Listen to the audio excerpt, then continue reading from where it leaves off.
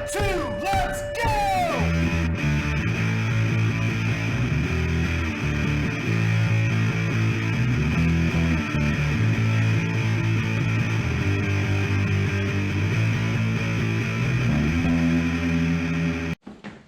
Hey, I'm Dirty Dan and welcome back to Greasy Boy Customs. Today we're going to talk about some disc brakes.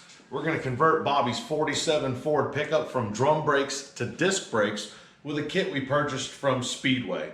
We'll go over what comes with the kit, how to install it, and the benefits of the kit. Let's go ahead and get rolling. And here's our kit. Everything that you need. We've got our rotors with our Ford bolt pattern.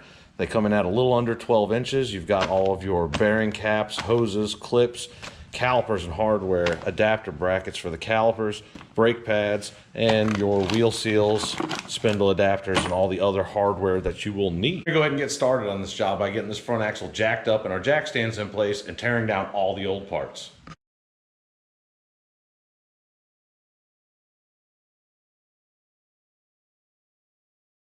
Now that we have our old parts removed and everything cleaned up, we're going to start by installing our caliper bracket.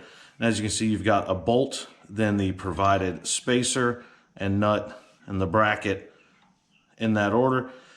3, 2, 1, action.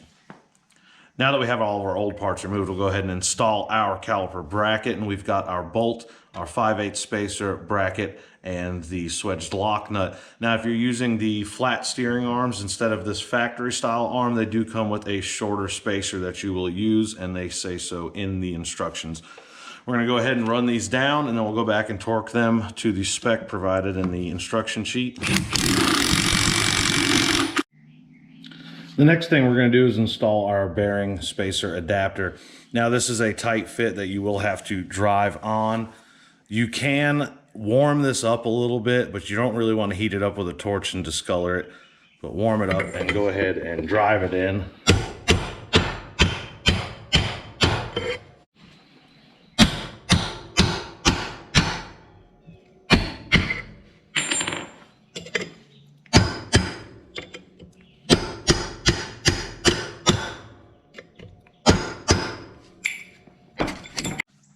All right, now for everybody's probably least favorite part, packing your bearings. Now, they do have a bearing buddy packer, which you put it in there and you squeeze it and it pushes the grease through, but you can always do it the old-fashioned way, which involves a glob of grease. And you take the bearing with the big side facing the grease and you slap it into the grease like that to pack your bearing. And you want to try to do it until you start seeing the grease come out the other side. Like so. All right, now that we've got our wheel bearing packed and installed, we're gonna go ahead and install the wheel seal. Since most of you are doing this at home, you probably don't have a set of bearing and race drivers, so you can use a block of wood to drive your seal in. Make sure your seal is sitting flush and make sure you have it facing the right way. Typically the side that's flat with the numbers faces out. You install it as flush as you can, put your block on there, drive it home.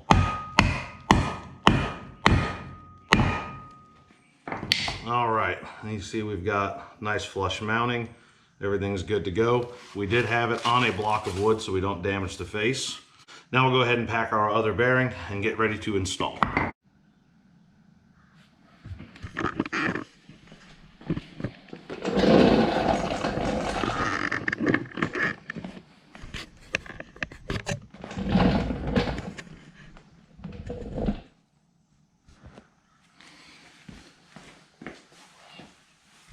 All right, so we have the bearing spacer on there. We're going to go ahead and slide our rotor on.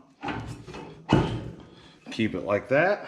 You're going to install your outer bearing, and then you're going to install your washer that you removed during disassembly. Next goes on is your nut. And we want to go ahead and turn the nut down by hand. We're going to spin the rotor a couple times, make sure everything clears, nothing scrubbing or rubbing.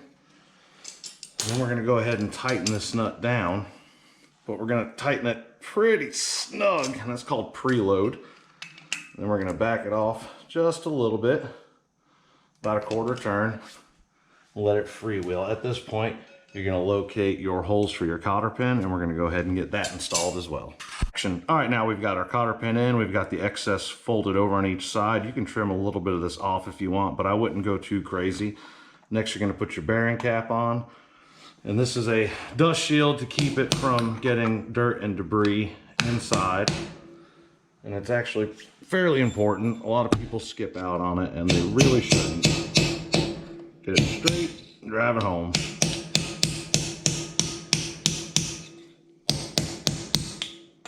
Next, let's talk about the calipers and what's included with the kit.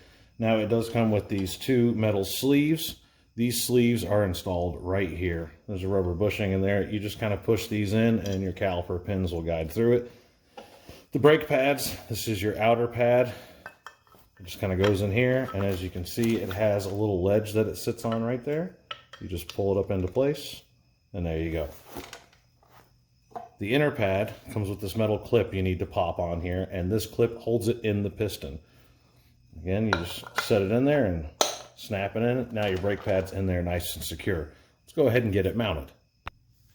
Now, when it comes to mounting your caliper on these kits, they were nice enough to label them right and left, but you still want to be sure that your bleeder is facing up in any case, no matter which way you mount these. Now your pads are in there. You go ahead and just kind of slide them into place, and then you're going to take the bolt pins that were provided with it and go ahead and slide them through. They go right through the hole in the pad. You tighten these up. This is normal GM style bolt pins. It's a 3/8 Allen that goes in there. Some people like to apply grease to these. It's a great idea. Some people also like to apply grease to the backing of the brake pad. That is fine as well. Just make sure you use actual caliper grease and not wheel bearing grease. You're going to go ahead and tighten these up, and then we're going to give it a spin and make sure nothing's dragging. All right, now that we've got this caliper mounted, we're ready to go ahead and move on with the brake hose. Important thing to pay attention to on this brake hose, if you look, this brake hose is cut different on both sides, and that is designed so it can lay in the caliper correctly. If you mount it this way, with the beveled edge facing like that, this won't seat firmly on the caliper. You need to make sure that this end is down against the caliper face. Also with that, you've got your banjo bolt and your copper washers. You put one washer on, slide it in, and then you put your other washer, and that's going to lock it onto your caliper, and that's what seals the brake fluid from coming out of it. So the brake line's nice and tight against the caliper, and we need to run it over to the frame so we can run in our brake line. Now you want to make sure that you're not going to come in contact with any moving parts like these front bars or the shock or the steering. You want to turn the whole wheel side to side and make sure that the hose is not going to be bound up like this or bunched up against a rotor that may be spinning and cause a rub point on here. The clip is a pretty easy setup. Basically, the line just kind of goes into this bracket, which is cut out to hold the line in place. And then you're going to take this clip right here and you're going to slide it in like that, with the tab facing away from it. You're going to knock that in with a hammer, and that'll secure your line in. This bracket's pretty nice. You can either screw this or bolt this into the frame, or you can weld it on. It's completely up to you. Again, just make sure it's clear. Make sure the line is not kinked or bound up. Any kinking or binding like that may cause brake pressure issues. And you'll be good to go. Let's go in and take a little bit closer look at some things you need to know about. Another quick little tip when you're doing this kit, something you need to look at, and that's the spacing on your wheels. Let's dive in really quick and take a closer look.